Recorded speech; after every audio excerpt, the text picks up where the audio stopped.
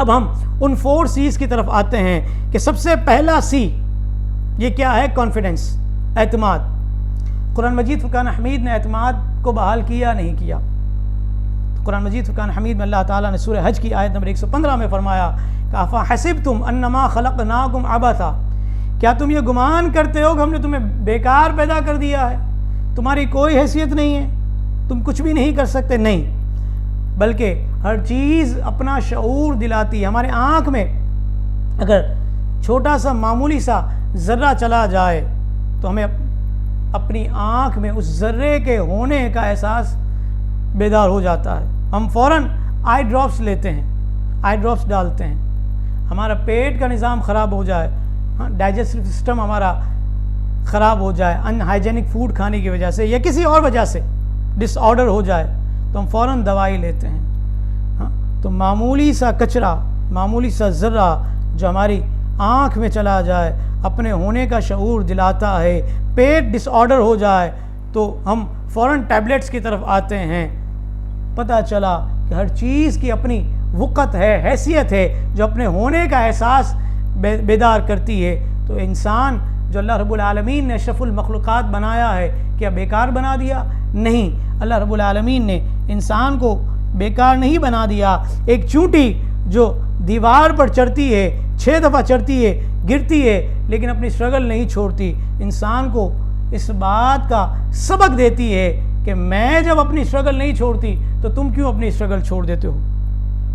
پھر آپ دیکھ لیجئے، جنگل کی طرف جائیے، آپ فارسٹ کی طرف جائیے، بھیڑ ہمیشہ اپنے لیڈر کے پیچھے چلتی ہے، چاہے اس کا لیڈر اس کو مذبح کھانے کی طرف، سلوٹر ہاؤس کی طرف ہی کیوں نہ لے جائے، وہ ہمیشہ اس کا پیچھا کرتی ہے۔ اس کا اپنا کوئی ویژن نہیں ہوتا، اس کا اپنا کوئی ایٹیٹیوڈ نہیں ہوتا، اس کا اپنا کوئی بلیو نہیں ہوتا۔ لیکن شیر جنگل کا بادشاہ کہلاتا ہے، اگرچہ اس کے سامنے اس سے بڑی جسامت والا ہاتھی موجود ہو، لیکن پھر بھی وہ اس ہاتھی کو اپنے سامنے بکری کی طرح سمجھتا ہے۔ کیوں؟ اس کا ایٹیٹیوڈ اسے اس بات کی فکر دیتا ہے کہ تو جنگل کا بادشاہ ہے، اس کا بلیو اسے اس بات کی فکر دیتا ہے کہ یہ تیرے سامنے جو بڑی جسامت کا جانور ہے یہ تجھے کچھ نقصان نہیں پہنچا سکتا۔ تجھے اللہ رب العالمین نے طاقت دی ہے، قوت دی ہے کہ تو چاہے تو اپنے سے کئی گنا بڑے جانور کو ڈھیر کر سکتا ہے۔ تو اس کا بلیو اور اس کا ایٹیٹیوڈ ہی ہوتا ہے جو اسے بڑا بناتا ہے۔ یہ چیز میٹر نہیں کرتی کہ آپ کتنے بڑے ہیں، کتنے طاقتور ہیں، کتنے ذہین ہیں، آپ کے پاس ڈگریاں کتنی ہیں۔ میٹر تو یہ کرتا ہے کہ آپ کا خود پر یقین کتنا ہے، بلیو کتنا ہے۔ آپ کا ایٹیٹیوڈ آپ کو بڑا یا چھوٹا بناتا ہے۔ جن لوگوں کا ایٹیٹیوڈ شیر والا ہوا کرتا ہے وہ عزت کے پیچھے نہیں بھاگتے بلکہ دنیا ان کو عزت دیا کرتی ہے۔ کیوں؟ کہ وہ اپنی طاقت سے پہچانے جاتے ہیں، ان کو پتہ ہے کہ ان کے اپنے اندر کیا چیز موجود ہے، اور یہی ان کا ایٹیٹیوڈ اور اپنے اوپر بلیو کرنا ان کو ترقی کی راہ پر گامزن کرتا ہے۔ کہتے ہیں ایک تجارتی قافلہ تھا، کہیں جا رہا تھا، راستہ بھٹک گیا، جب آگے بڑھا تو ایک دیوار سامنے نظر آئی، بڑی دیوار تھی، کیسے چڑھیں؟ جو بھی چڑھنے کی کوشش کرتا تھا پیچھے سے لوگ جو ہے آوازیں کستے تھے، گر جاتا تھا۔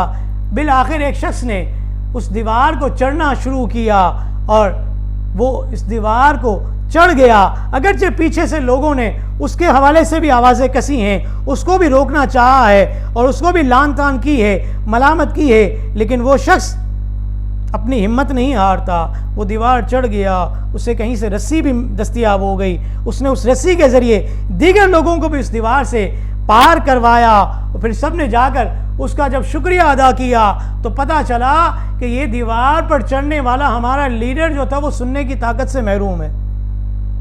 جب تک آپ دوسرے لوگوں کی باتوں کو سنتے رہیں گے اور اس پر جو ہے اپنی ترقی اور تنزلی کا مدار رکھتے رہیں گے، اس وقت تک آپ اس روئے زمین پر رہ کر کامیابی حاصل نہیں کر سکتے۔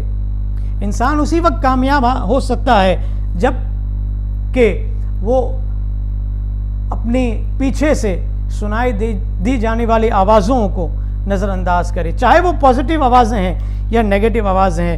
اس معاشرے میں لوگ منفی سوچ زیادہ رکھتے ہیں، کرٹیسائز زیادہ کیا جاتا ہے، تو اگر بندہ اس چیز کو نظر انداز کر دے اور اپنے مقصد پر لگا رہے تو انشاءاللہ ترقی کے بہت سے راستے اس کے لیے ملتے ہیں۔ مزید اسلامک اور معلوماتی ویڈیوز دیکھنے کے لیے لائک، شیئر اینڈ سبسکرائب کے بٹن کو پریس کرنا ہرگز نہ بھولیں۔